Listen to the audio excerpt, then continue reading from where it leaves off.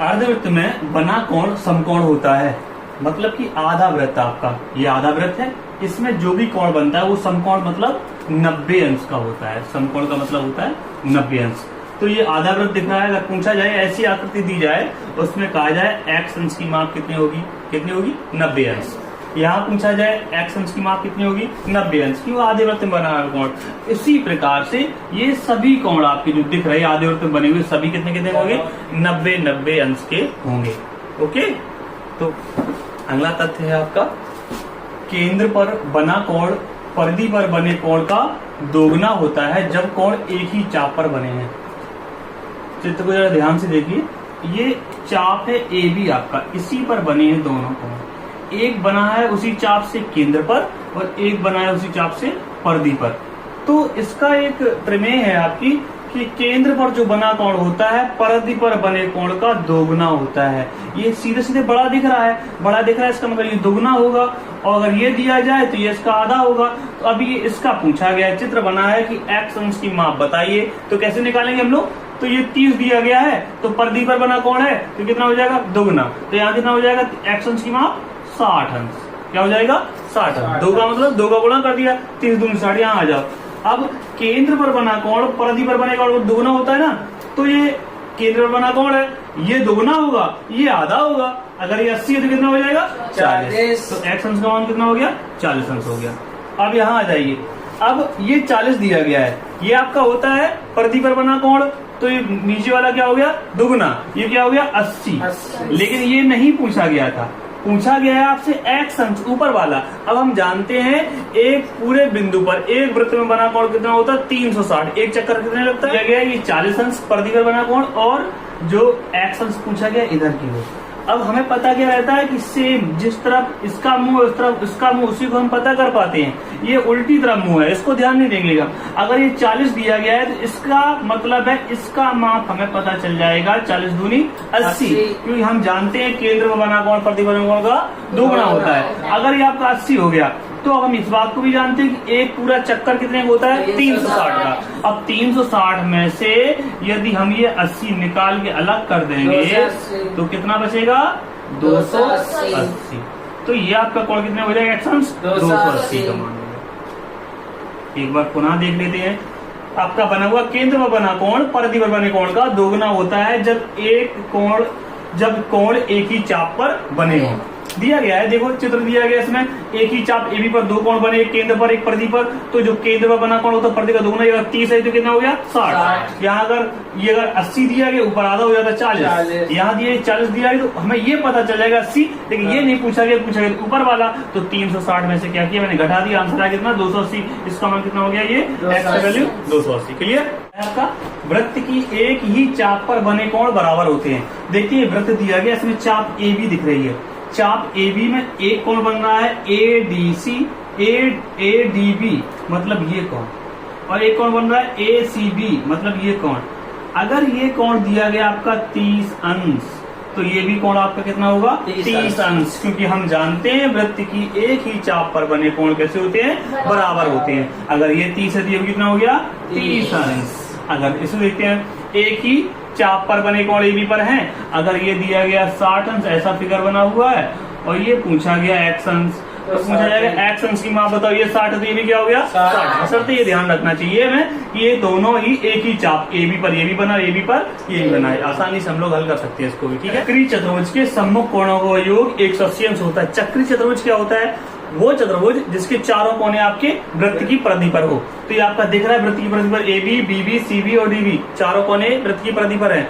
ये चक्रीय चतुर्भुज हो गया। इसका क्या होता है कि आमने सामने कोण, ये कोण इसके सामने, ये कोण इसके सामने, तो इनका जो जोड़ होता है 180 अंश होता है। अगर ये 60 है तो ये कितना होगा, दोनों को मिला के 180 अंश होना है, तो फिर ये क्या हो जाएगा 180 से हमने क्या किया 60 घटा दिया, कितना हो गया 120 अंश।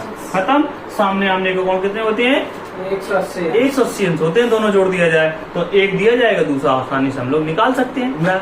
क्या है पांचवी बात है मेरी कि वृत्त के केंद्र से जीवा पर डाला गया लंब जीवा को समद्विभाजित करता है। वृत्त दिया गया है, इसमें केंद्र O है, एक जीवा खींची गई है A और B, जीवा खींची गई B, इस पर केंद्र से लंब डाला गया है। तो इस प्रमेय के मुताबिक ये जो लाइन है, जो मेरी रेखा है, जीवा है, वो इसकी क्या है, 2 बराबर भागों में बढ़ जाती है। तो इसका मतलब क्या है कि ए एल और एल बी क्या है, आपके बराबर हैं। ए एल बराबर एल बी आपकी दोनों क्या है, बराबर है। अब इसमें प्रश्न कैसे पूछा जाता है, इसका जरा देखो। 10 सेंटीमीटर त्रिज्या वाले वृत्त में एक जीवा केंद्र से 6 सेंटीमीटर की दूरी पर है, तो जीवा की लंबाई ज्ञात करना है। त्रिज्या दी गई 10 सेंटीमीटर, तो ये त्रिज्या आपकी हो गई ओ ए, कितनी दी गई है, 10 सेंटीमीटर। और जीवा से केंद्र की दूरी ये ओ एल दी गई है 6 सेंटीमीटर। आपसे पूछा गया जीवा की लंबाई याद कीजिए, मुझे ए बी की लंबाई याद करना है। हम देख पा रहे हैं कि जो ए एल ओ है, ये मेरा बन रहा है समकोण त्रिभुज, और समकोण त्रिभुज की याद आते ही मुझे याद आनी चाहिए पाइथागोरस प्रमेय। तो पाइथागोरस प्रमेय क्या है आपकी,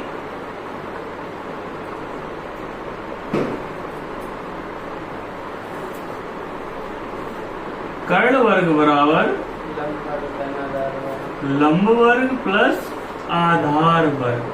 कर्ण मेरा दिया गया 10, 10 का वर्ग बराबर लंब दिया गया है 6 वर्ग, और आधार मुझे निकालना है ए एल स्क्वायर। तो 10 दामन 100 हो जाएगा, और 100 से आपका 36 घट जाएगा, हो जाएगा ए एल की घात 2। तो 100 से 36 की आपका 64 बराबर ए एल। तो और इसका हम क्या करेंगे, वर्गमूल निकालेंगे, 64 बराबर ए एल, तो हो जाएगा 8। जो दी गई है कितना आ जाएगी, 8 आ जाएगी। ए एल मेरी 8 आ गई। और हम ये भी जानते हैं ये होती है आधी आधी, मतलब ये है 8 तो ये भी 8 हो गई, 8 8। तो अब पूछी गई जीवा, जीवा कितनी मेरी ए बी, तो ए बी कितनी हो गई 16। ए बी बराबर हो गई जाके 16 सेंटीमीटर। पहले क्या करेंगे, हम लोग चित्र बनाएंगे, उसमें मान रख देंगे, उसके बाद पाइथागोरस प्रमेय में अगर कर्ण पूछा गया, कर्ण निकालने, कभी कभी त्रिज्या पूछ दी जाती, कभी कभी आधार, कभी कभी ये ऊंचाई पूछ दी। सवाल रहेगा सेम, बस हमें अपने आप से कर लें। वृत्त में समान लंबाई की जीवाएं केंद्र पर समान कोण बनाती हैं।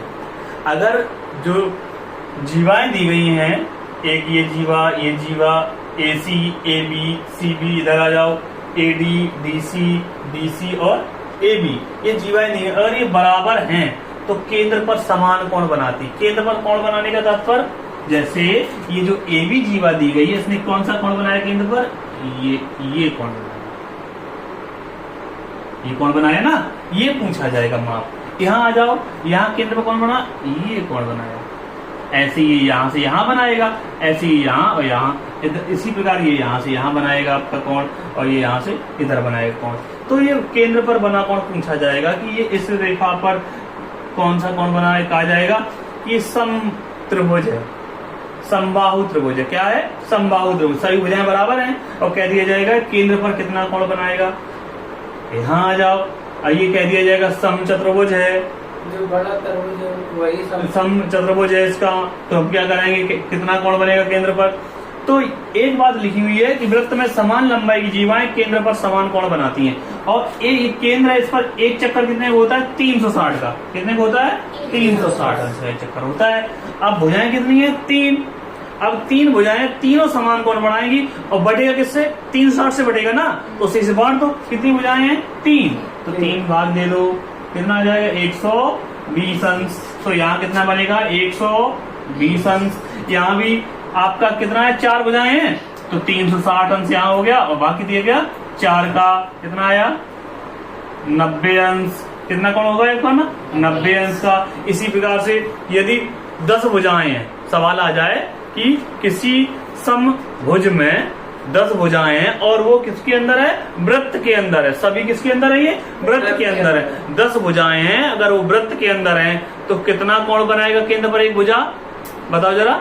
10 भुजाएं हैं, केंद्र बनता है 360 बनता है ना, और भुजाएं कितनी है 10, कितना बना 36। कितने का बना 36 का। कितनी भुजाएं हो जाए, मान लो आपकी भुजाएं 12 भुजाएं हैं, तो प्रत्येक भुजा कितने बनाएगा, 12 तिया 36, 30 अंश का कोण बनाएंगे सब, है ना। अब देखिए इसी जो प्रमेय दी गई, वृत्त में समान लंबाई की जीवाएं केंद्र पर समान कोण बनाती हैं, इसका जो उल्टा सवाल पूछा जाता है उसको देखो।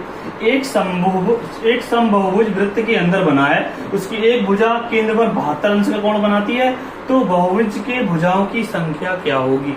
एक भुजा द्वारा कोण पता चला है 72 अंश है और भुजाएं हमें निकालना है। यहाँ क्या था, भुजाएं दी जाती थी कि मेरी भुजाएं हैं 5, मेरी भुजाएं 3, मेरी भुजाएं 4, तो क्या करते थे हम लोग 360 हम भाग कर देते भुजाओं से, मेरा कोण निकल आता था। सेम इसमें भी करेंगे, हम क्या करेंगे 360 में क्या करेंगे, भाग कर देंगे किससे, एक कोण से। क्या आ जाएगा, भुजाओं की संख्या आ जाएगा। क्या आ जाएगा, भुजाओं की संख्या आ जाएगा। चलो 360 हम 72 से भाग करेंगे, 72 पंचे 360, कितना बार गया, 5 बार, तो भुजाएं कितनी हो जाएंगी, 5। सेम एकदम सरल। क्या करते हैं हम लोग, जब मेरी भुजाएं पूछी जाए तो हम कोण से भाग कर देंगे, कोण पूछा जाए भुजाएं से भाग कर देंगे, किसमें 360